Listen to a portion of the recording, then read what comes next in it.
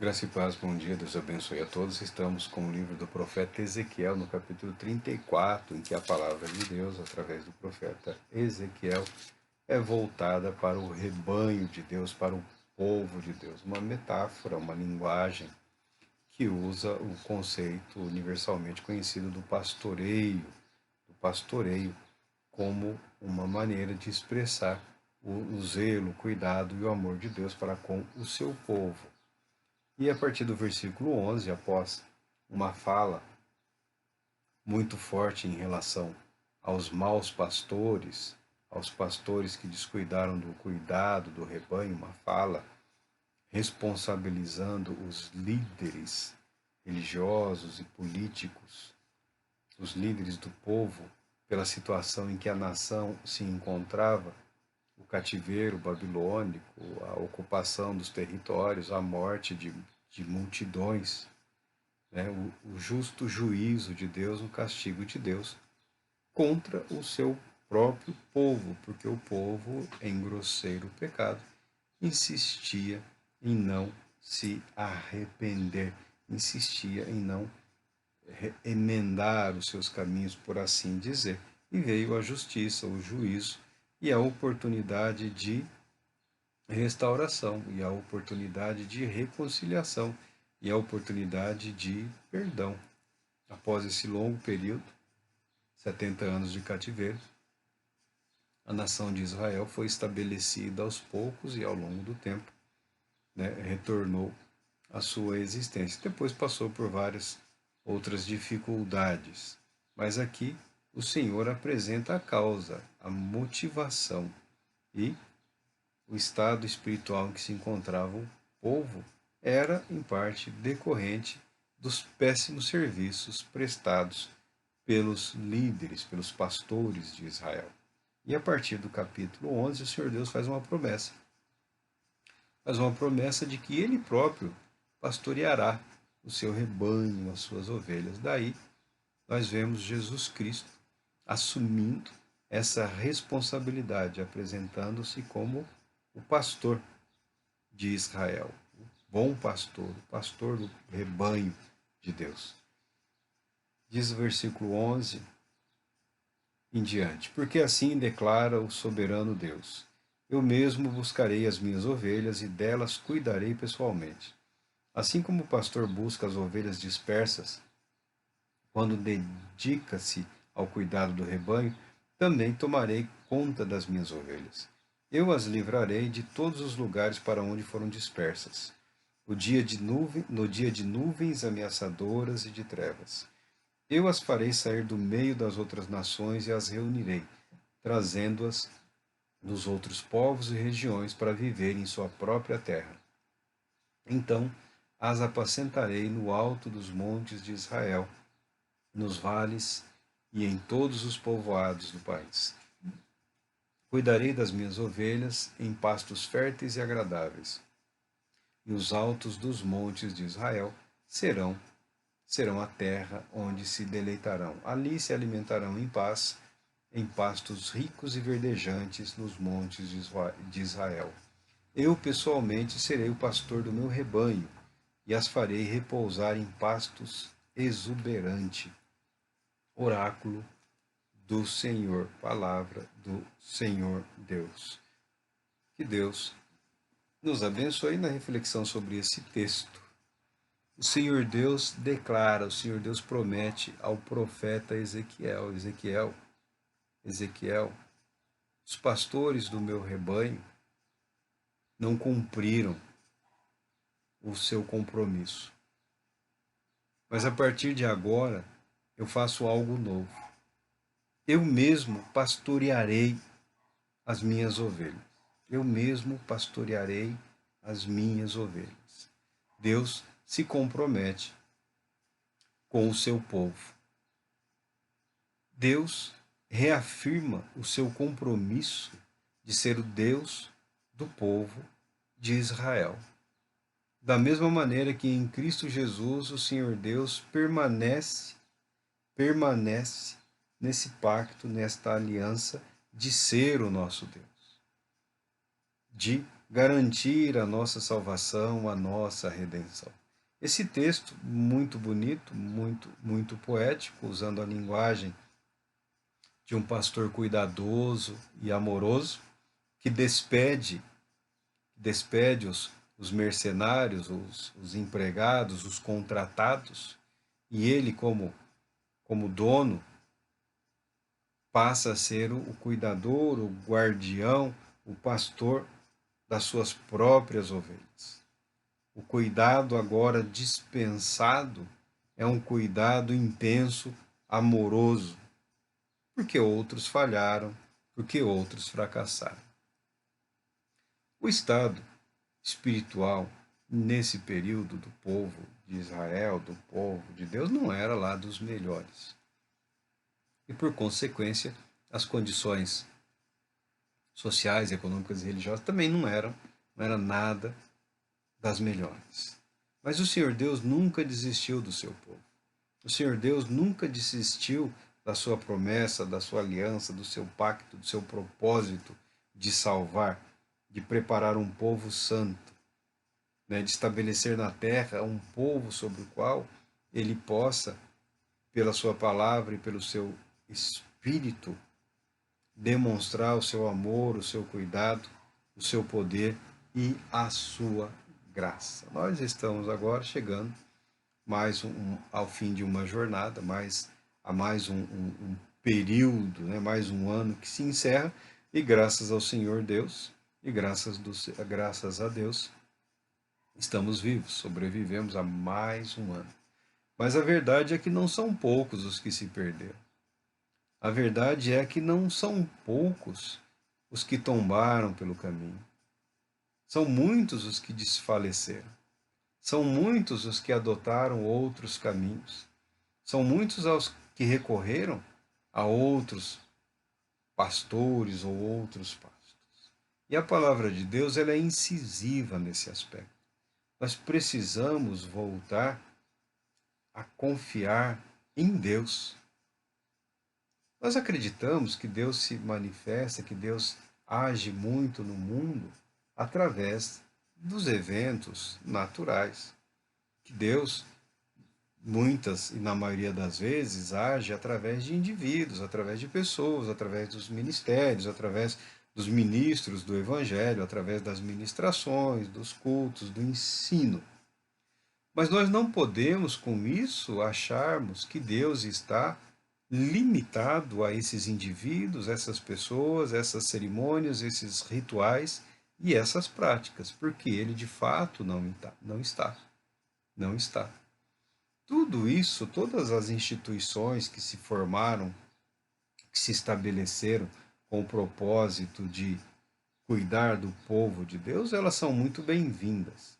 E o propósito delas, na sua origem, é muito bom. O propósito delas é totalmente agradável a Deus, que é o ensino, que é a instrução, que é a exortação, que é a comunhão, que é o unir forças, recursos e indivíduos com o propósito de proclamar o Evangelho de Jesus Cristo. Mas essas instituições, esses procedimentos, esses métodos, não são infalíveis. Não são infalíveis. As igrejas não são infalíveis. As liturgias não são infalíveis. As cerimônias, os rituais não são infalíveis. As ministrações, as orações, os jejuns não são infalíveis. Porque nós vivemos pela fé. A Bíblia declara que o justo viverá pela fé. A Bíblia não declara que o justo viverá pelo culto. A Bíblia não declara que o justo viverá pela adoração. A Bíblia não declara que o justo viverá pela ministração, nem pela organização religiosa ou eclesiástica. A Bíblia declara que o justo, aquele que foi justificado pela fé em Cristo Jesus, vive e viverá pela fé. Todas as estruturas criadas e existentes, elas estão aí com o propósito de trazer a nós segurança. Mas em nenhum momento elas são capazes, são capazes de controlar o agir de Deus, o mover do Espírito de Deus, ou de limitar ou de condicionar a atuação de Deus no propósito que ele estabeleceu de salvar, de resgatar, de salvar aqueles a quem ama. E em alguns momentos, a nossa fé, eu acho que em alguns não, em todos os momentos, a nossa fé deve estar mais fundamentada na verdade da palavra de Deus, na verdade declarada e afirmada pelo próprio Deus, do que nas instituições. Aí as instituições se tornam suportáveis, toleráveis, não é? A igreja não é Deus. A igreja não é Jesus Cristo. A igreja não é o Espírito Santo. A igreja não é o reino de Deus. Nenhuma igreja corresponde à glória, à beleza, à santidade do que a palavra de Deus declara que será o reino de Deus, a habitação do Todo-Poderoso Deus, diretamente, permanentemente, no meio da humanidade restaurada, da humanidade curada, purificada, santificada, justificada.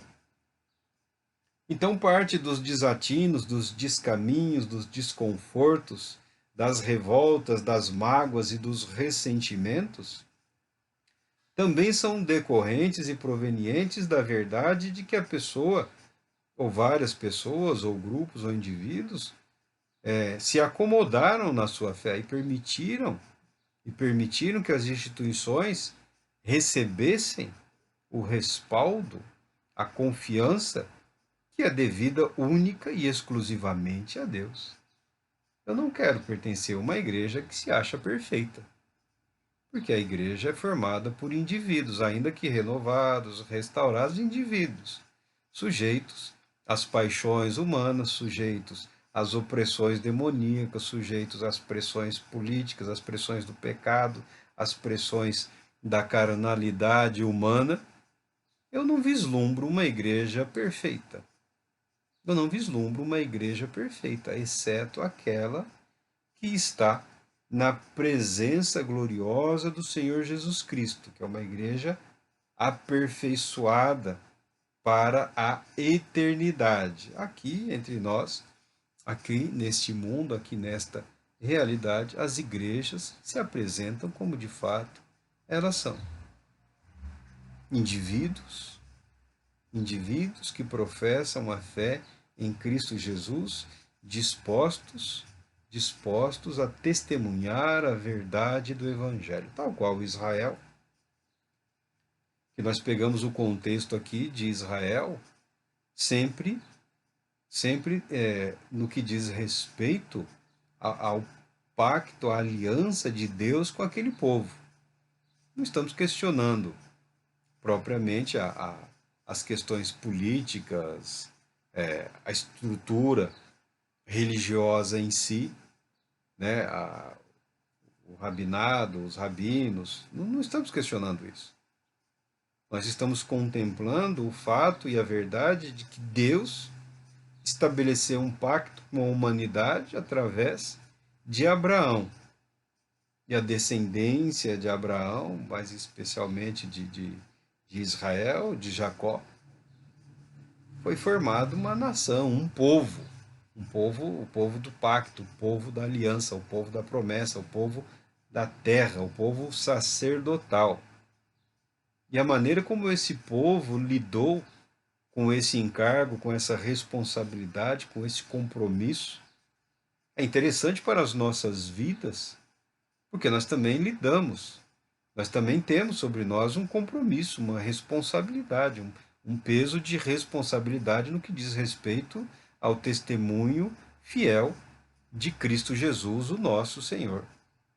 Então não temos a intenção de questionar Israel, mas queremos aproveitar os erros, os acertos da história desse povo para procurar orientar a nossa vida e estabelecer uma consciência de que indivíduos e instituições falham. Eu sou falho, você é falho, nós somos falhos. E ainda que movido das mais excelentes intenções, é comum o ser humano incorrer em gravíssimos erros, ainda que a motivação a princípio seja das melhores. Das melhores. Por que isso ocorre? Porque essa é a nossa realidade. Essa é a nossa verdade. O ser humano é falho. O ser humano necessita de um redentor. O ser humano necessita de orientação. O ser humano necessita da lei para manter a consciência de que a graça de Deus é fundamental para que ele se torne o que ele pode, o que ele deve ser diante de Deus e para que a sua vida possa expressar essa verdade diante dos homens, diante da família, diante da sociedade como um todo. Esse processo não é tão simples quanto as palavras, porque ele se consuma na vida, no dia a dia.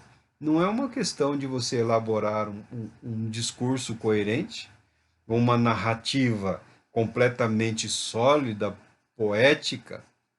Não, não garante. Essa verdade se expressa na vida, e a vida se processa através da vontade, da determinação, a maneira com que nós perseguimos firmemente os nossos objetivos e a maneira pela qual nós nos dispomos a permanecer fiéis aos nossos compromissos, especialmente com Deus, especialmente com o Todo-Poderoso. A força que nos une, que nos fortalece, que nos move adiante, ela vem de Deus. Ela é decorrente da presença graciosa do Espírito Santo, doando vida a todos os vivos, doando vida que nos conduzirá à vida eterna. Tá? É sempre muito mais simples expressar um sentimento, uma emoção, do que demonstrar na vida através da prática, através das ações. Mas é na vida, é através do viver diário, que essa emoção, que esse sentimento, que essa consciência, que essa verdade deve se manifestar. E nós vemos aqui um momento em que as instituições, os responsáveis pelas instituições, haviam falhado, haviam fracassado.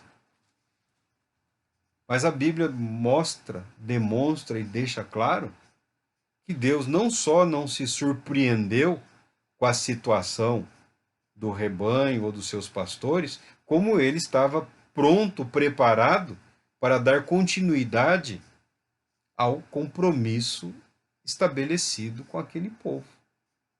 E ao chamar Israel para mais uma visão, para mais uma revelação, para mais uma profecia, para um momento de conhecimento e comunhão do Todo-Poderoso, o Senhor Deus agora passa a falar para Israel: eu pessoalmente serei o pastor do meu rebanho e as farei repousar em pastos exuberante. Buscarei as ovelhas perdidas e trarei de volta as que desviaram. Enfaixarei a que estiver ferida e cuidarei da recuperação da fraca. Porém, a teimosa e desobediente eu a consumirei. Contudo, todas apacentarei com justiça e com carinho. Deus manifesta firmemente para o profeta Ezequiel qual é o seu compromisso com o seu povo, com a nação de Israel. É um compromisso de curar o povo. É um compromisso de cuidar daquele povo. É um compromisso de restaurar as vidas, os indivíduos, a alegria, a comunhão, as festas, as celebrações, o amor de Deus. É Deus quem diretamente age no meio do seu povo para promover a paz que ele prometeu. É Deus quem está agindo no meio do povo de Deus. É Deus quem está agindo na igreja. Não é Satanás, não são os demônios, não são os inimigos, não são os perseguidores. É Deus quem tem cuidado da sua igreja ou das suas igrejas. É Deus quem tem sondado o caráter e o propósito das instituições que usam o nome do Senhor Jesus para avaliar, para julgar, para ver se o que está sendo realizado no nome dele está de acordo com o que ele determinou para o seu povo. Alguns cristãos, alguns grupos religiosos, de forma covarde, de forma preguiçosa, de maneira a desdenhar da palavra de Deus, atribuem poderes a Satanás para invadir, para tumultuar, para julgar. Na verdade, quem tem sondado a igreja e visto se ela está de acordo com o propósito estabelecido por Deus é o próprio Deus. Essa verdade as pessoas não gostam muito.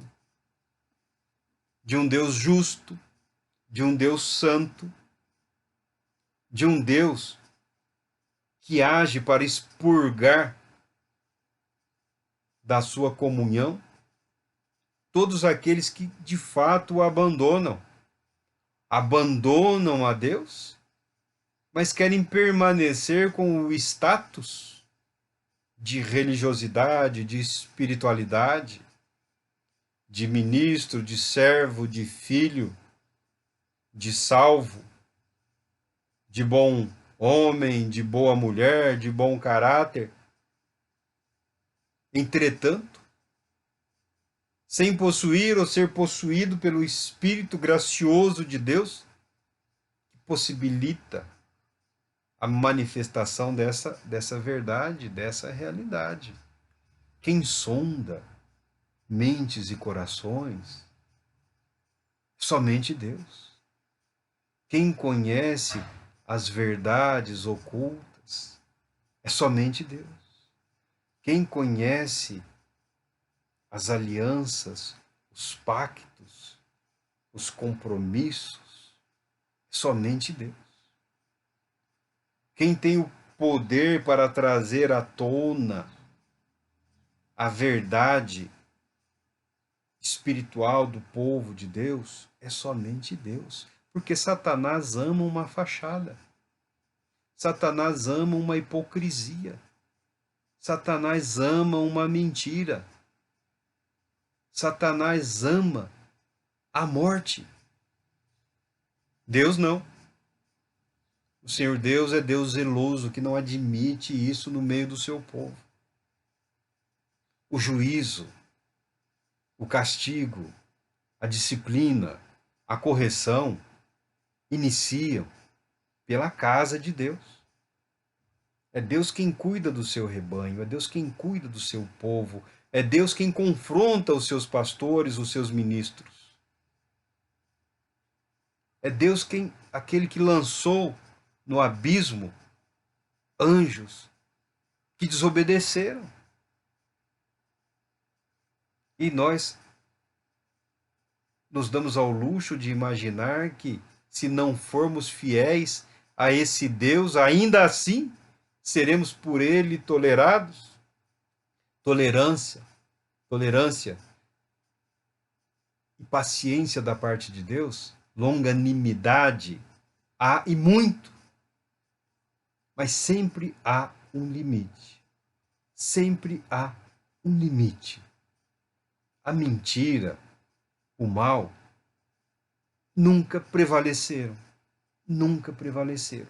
Em alguns momentos,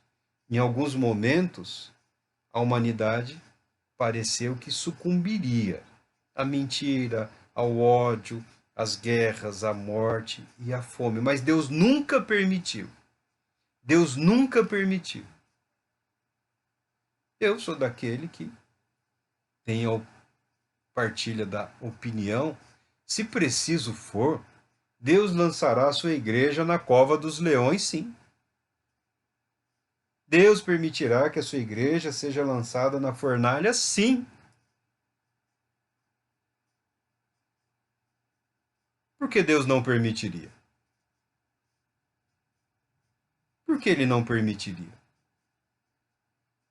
Quando se fala de justificação, de redenção, nós estamos falando de uma atuação do Espírito Santo com vistas à construção de uma identidade, de uma personalidade cujo caráter é moldado pela palavra de Deus, pelo Espírito de Deus. É sempre um discurso perigoso? É sempre um discurso perigoso.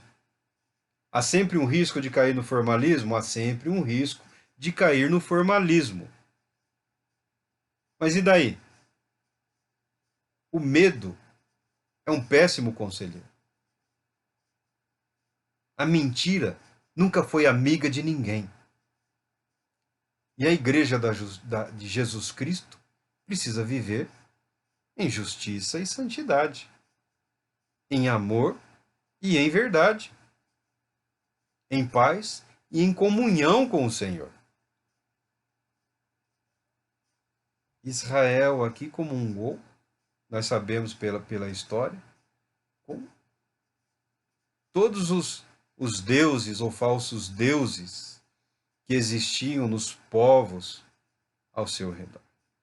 Todos os falsos deuses, os falsos cultos, as práticas imorais, profanas, e disfarçadamente ou presunçosamente ainda iam ao templo para oferecer os seus sacrifícios e em determinados momentos aproveitavam a presença no templo edificado para adoração exclusiva do Altíssimo, para prestar culto dissimulado a outros deuses, dissimulando, misturando, confundindo a verdade da palavra de Deus com outras práticas, com outros cultos, com outros procedimentos. E o Senhor Deus, no livro de Ezequiel, mostra tudo isso para Ezequiel. Não que fosse necessariamente uma novidade para Ezequiel, mas para deixar claro para Ezequiel, eu a tudo tenho visto, a tudo tenho contemplado, a tudo tenho suportado. Enviei profetas, enviei visões, enviei revelação, enviei conhecimento. E ainda assim fui desprezado. Esses pastores não servem mais. Essa estrutura, essa liderança precisa ser restaurada, refeita. E o Senhor Deus diz para Ezequiel: eu mesmo vou cuidar do meu povo. Eu mesmo vou cuidar do meu rebanho. Eu mesmo farei o que me comprometi a realizar em favor daqueles que creem e que permanecem confiantes em mim.